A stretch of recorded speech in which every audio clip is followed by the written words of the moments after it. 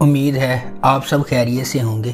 اگر آپ نے ابھی تک ہمارا چینل سبسکرائب نہیں کیا تو اسے ابھی سبسکرائب کر لیں اور بیل آئیکن کو دبانا بالکل بھی مت بھولیں۔ شکریہ۔ نمبر 10، تیرے بن۔ میرب ایک پرجوش اور خوبصورت نوجوان لڑکی ہے جو اعلیٰ تعلیم حاصل کرنا چاہتی ہے۔ اس کی پوری دنیا اس کے والدین کے گرد گھومتی ہے اور وہ ان پر سب سے زیادہ یقین کرتی ہے۔ اس کی مضبوط اور پر اعتماد شخصیت اسے اپنے آس پاس کی سماجی ناانصافیوں کے خلاف کھڑا کرتی ہے۔ اس کے برعکس مرتسم کا تعلق ایک طاقتور اور بااثر خاندان سے ہے۔ وہ اپنے خاندان کے اخلاق اور روایات کا احترام اور قدر کرتا ہے اور خاندان کو نیچا دکھانے سے انکار کرتا ہے۔ میرب کی زندگی ایک غیر متوقع موڑ لے لیتی ہے جب اسے اپنی اور مرتسم کی زندگی کے بارے میں اپنے خاندان کے فیصلے کے بارے میں پتہ چلتا ہے۔ مرتسم کے خلاف میرب کی نفرت ماضی کے ایک خاندانی راز کے طور پر بڑھتی جا رہی ہے۔ مختلف پس منظر اور ذہنیت سے آتے ہوئے مرتسم کو میرب کے اپنے تئیں متکبرانہ رویے کا احساس ہونے لگتا ہے اور وہ اسے اپنے لیے ایک چیلنج سمجھنے لگتا ہے۔ دوسری طرف میرب جو اپنی زندگی کو اپنی شرائط پر گزارنے کی عادی ہے، مرتسم کی خاندانی روایات اور غیر ضروری سماجی رکاوٹوں کو قبول کرنے سے انکار کر دیتی ہے۔ نمبر 9، کچھ انکہی۔ یہ پلاٹ آغا جان کے آبائی گھر کے گرد گھومتا ہے جہاں وہ اپنی 3 بیٹیوں کے ساتھ رہتے ہیں۔ آغا اپنی بہن کے ساتھ جائیداد بانٹنے کو تیار نہیں ہے۔ ان کی دوسری بیٹی عالیہ گھر کے دعووں کو حل کرنے کے لیے دن رات کام کر رہی ہے۔ کہانی میں ایک حیرت انگیز موڑ بھی آتا ہے جب سلمان، ایک اور نوجوان ریئل اسٹیٹ ایجنٹ، کرایہ دار کے طور پر ان کے گھر میں داخل ہوتا ہے۔ محمد احمد بطور آغا جان اس خاندان کے سربراہ ہیں جو ان کی اہلیہ اور 3 بیٹیوں پر مشتمل ہے۔ آغا کو ایک پرانی حویلی اپنے آباء و اجداد سے وراثت میں ملی تھی۔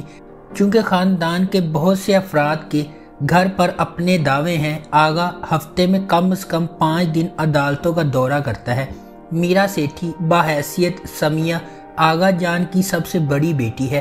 گریجویشن کے بعد سمیہ نے اپنے اخراجات چلانے کے لیے چھوٹے ڈیکوریشن پیسز کا کاروبار شروع کیا۔ اس کی منگنی ہو چکی ہے لیکن اس کے سسرال والے 3 سال سے اس شادی کو ٹال رہے ہیں۔ وہ اپنی منگنی سے خوش نظر نہیں آتی۔ سجل علی بطور عالیہ آغا جان کی درمیانی اولاد ہے۔ وہ ایک ریئل اسٹیٹ ایجنٹ کے طور پر کام کرتی ہے۔ بلال عباس خان بطور سلمان ایک نوجوان لڑکا ہے جو آغا کے گھر کرایہ دار کے طور پر داخل ہوتا ہے اور پھر عالیہ کی زندگی میں ایک دوست کے طور پر۔ وہ ایک ریئل اسٹیٹ ایجنٹ بھی ہے۔ نمبر 8، کالا ڈوریا۔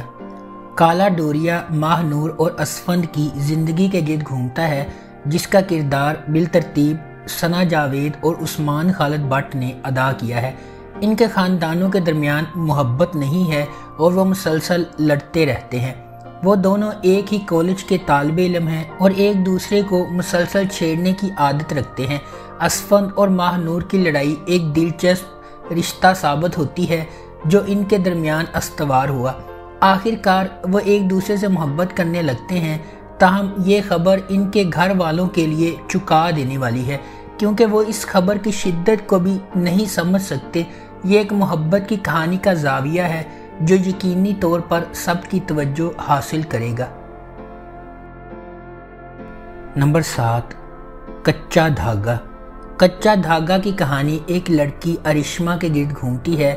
اس کے کلاس فیلو ہمدان کو ارشما سے محبت ہو جاتی ہے۔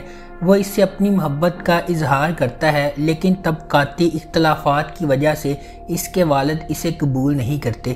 اس کا باپ اس کی توہین کرتا ہے اور کہتا ہے کہ وہ اس کی بیٹی کے ساتھ مطابقت نہیں رکھتا۔ ہمدان ارشما کے والد کو متاثر کرنے کے لیے سب کچھ کرتا ہے اور آخر کار اس کے والد ان کی شادی کے لیے راضی ہو جاتے ہیں۔ شادی کے دن ہمدان نے ارشما سے شادی کرنے سے انکار کر دیا اور کہا کہ اس نے یہ سب صرف بدلہ لینے کے لیے کیا ہے۔ ارشتہ دل شکستہ رہ جاتی ہے۔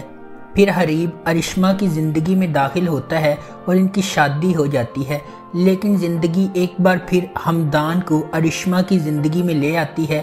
وہ ہمت کے ساتھ ہر چیز کا سامنا کرتی ہے اور امید نہیں ہارتی۔ ڈرامے میں ارشما کا کردار خوبصورت ہنا آفریدی نے ادا کیا ہے۔ نمبر 6، تیرے بنا میں نہیں۔ پلوٹ مرتضیٰ اور نور العین کی محبت کی کہانی کے گرد گھومتا ہے۔ موڑ تب آتا ہے جب مرتضیٰ نے شادی کرنے کا فیصلہ کیا، لیکن بعد میں نور کی نظروں میں اس کی اصل قدر کا پتہ چل جاتا ہے۔ وہ اس کے بارے میں کم تر سوچتی ہے اور اس وقت جب تہنیت کا کردار سامنے آتا ہے۔ سونیا حسین بحیثیت نور العین ایک پڑھی لکھی لیکن خود غرض لڑکی ہے جس کے اپنے خواب ہیں اور اپنی زندگی اپنی مرضی کے مطابق گزارتی ہے۔ وہ سمجھوتا کرنا نہیں جانتی اور کامل سے کم کوئی بھی چیز اس کی پسند نہیں ہے۔ شہزاد شیخ بحیثیت مرتضیٰ نور العین کے کزن ہیں۔ وہ اس کے ساتھ ایک اچھا رشتہ شیئر کرتا ہے اور ہر کوئی سوچتا ہے کہ وہ ایک دوسرے کو پسند کرتے ہیں اور کسی دن شادی کر لیں گے۔ عائزہ اوان بحیثیت تہنیت نور العین کی دوست ہے اور اسے اپنی شخصیت اور اپنی سمجھ کی گہرائی پر اعتماد نہیں ہے۔ وہ نور العین کی مضبوط شخصیت سے بہت متاثر ہے اور زندگی کے ہر شعبے میں اسے آئیڈیل سمجھتی ہے۔ محبت میں ایسا جادو ہے جو آپ کو تھوڑی دیر کے لیے اندھا کر دیتا ہے۔ آپ کی اصل قدر تبھی آپ پر ظاہر ہوتی ہے جب آپ میں اسے آزمانے کی ہمت ہوگی۔ سوال یہ ہے کہ آپ اسے کب آزمائیں گے؟ اسے ماہا ملک نے لکھا ہے اور علی مسعود سعید نے اسے ڈائریکٹ کیا ہے۔ نمبر 5، ہوک۔ ہوک کی کہانی محبت اور انتقام کے شدید جذبات کے گرد گھومتی ہے۔ تنازع تب پیدا ہوتا ہے جب شہیر حیا اور زیان کے درمیان آتا ہے۔ زندگی ایک مختلف موڑ لیتی ہے اور محبت کرنے والوں کو شہیر کے بھائی کے غصے کا سامنا کرنا پڑتا ہے۔ کیا یہ ان کی کہانی کا اختتام ہوگا یا ان کی محبت انہیں وہ ہمت دے گی جس کی انہیں معاشرے سے لڑنے کی ضرورت ہے؟ فیصل قریشی بحیثیت جعفر الہی قصبے کا ایک بااثر شخص ہے جس کے بیوروکریٹس اور سیاستدانوں سے روابط ہیں۔ وہ مغرور ہے اور اپنے خاندان اور اقدار کے لیے کچھ بھی کر سکتا ہے۔ شہروز سبزواری بطور شہیر الہی جعفر کے چھوٹے بھائی ہیں۔ وہ اتنا ہی مغرور ہے اور حیا نامی لڑکی سے یک طرفہ محبت کرتا ہے۔ چونکہ حیا اسے واپس پیار نہیں کرتی، اس لیے وہ اسے حاصل کرنے کے لیے کسی بھی حد تک جانے کا ارادہ کر رہا ہے۔ حیا کے طور پر کنزہ ہاشمی کا تعلق ایک متوسط گھرانے سے ہے اور وہ اپنے والدین کی وفات کے بعد اپنی بڑی بہن کے ساتھ رہتی ہے۔ نمبر 4، وحشی۔ صوبیہ اور آصف کے والد ایک ہی دن انتقال کر گئے جب دونوں بچے تھے۔ جبکہ صوبیہ کے والد نے ہمیشہ اس کے ساتھ برا سلوک کیا، آصف کو اس کے والد کی طرف سے بہت زیادہ محبت ملی۔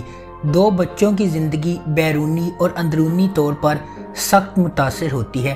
آصف کی والدہ نے اپنے بیٹے کی مالی مدد کے لیے دوبارہ شادی کرنے کا فیصلہ کیا اور آصف کے رضائی بھائی عامر کی دیکھ بھال میں خود کو وقف کر دیا۔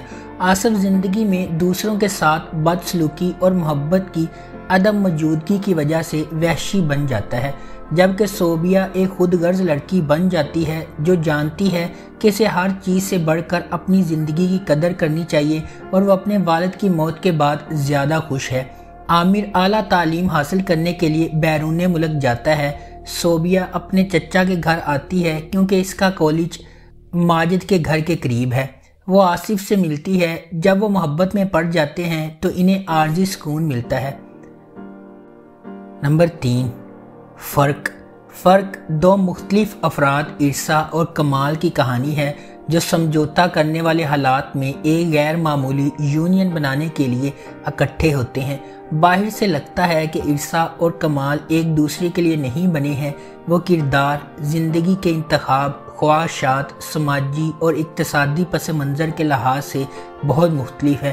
ایک طرف عرصہ عیش و عشرت کی زندگی گزارنا چاہتی ہے جبکہ کمال اس تنہائی سے تنگ آ چکا ہے جو اس کے گھر کی پیشکش ہے۔ ایک جوڑے کے طور پر ایک ساتھ ہونے کے باوجود کیا دونوں کبھی اپنے آپ میں سچائی کو دیکھیں گے کہ وہ کون ہیں اور زندگی میں کیا چاہتے ہیں؟ اسے عمران نذیر نے لکھا ہے एहसन तालिश ने इसे डायरेक्ट किया है। अब्दुल्ला कादवानी और असद कुरैशी ने सेवन स्काई एंटरटेनमेंट के बैनर तले इसे प्रोड्यूस किया है। नंबर 2, मुझे प्यार हुआ था। मुझे प्यार हुआ था माहिर, साद और अरीब के दरमियान लव ट्रायंगल पर मबनी है। साद हमेशा से अपनी कज़न माहिर से मोहब्बत करता रहा है, लेकिन जब वो इसका एतराफ़ करने में नाकाम रहता है तो ज़िंदगी एक मुख्तलिफ मोड़ लेती है और अरीब फ्रेम में दाखिल होता है। थोड़ी सी गलत फहमी की वजह से मामला टूटने लगते हैं और मोहब्बत करने वालों के दरमियान एतमाद टूट जाता है। नंबर 1, कैसी तेरी खुदगर्जी। कैसी तेरी खुदगर्जी की कहानी एक बिजनेस टाइकून के बेटे शमशेर के गिर्द घूमती है, जो एक मुतवस्सित तबके के पस मंज़र से ताल्लुक़ रखने वाली महक से मोहब्बत करता है।